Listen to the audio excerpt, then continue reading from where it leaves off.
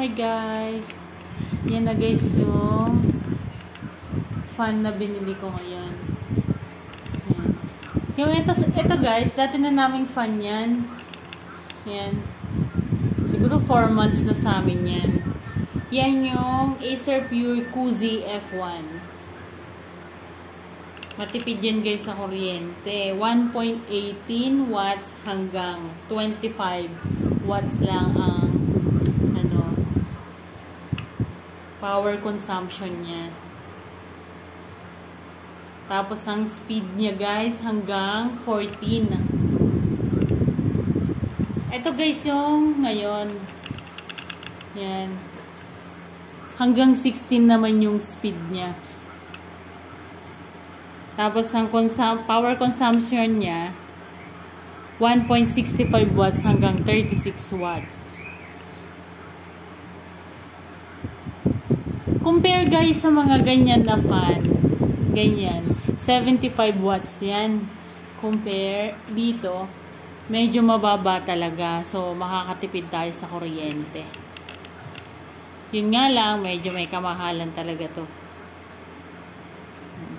Yung isa guys, yung ito, yung F2. Acer Pure Cozy F2. Pwede siya guys tumaas. Tignan nyo guys. Pwede siyang tumaas, pwede siyang yumuko. Yan. Yan siya. Tignan nyo guys.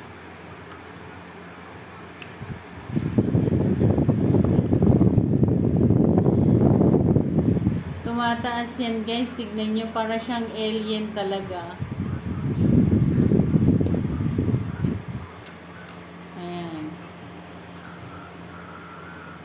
Siya guys, tumataas na. Di ba guys, ang ganda?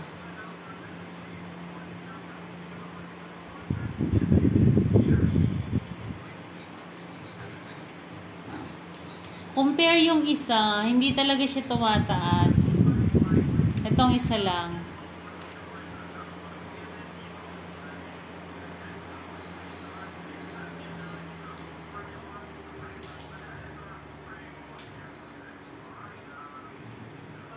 Ayan siya guys. May remote na rin siya. Tapos, ito guys, magnetic siya. Yan, magnetic siya.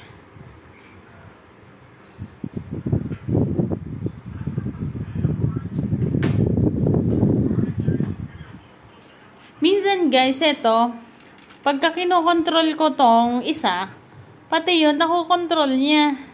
Kasi parehas lang naman siya. Pero may sariling remote yung isa.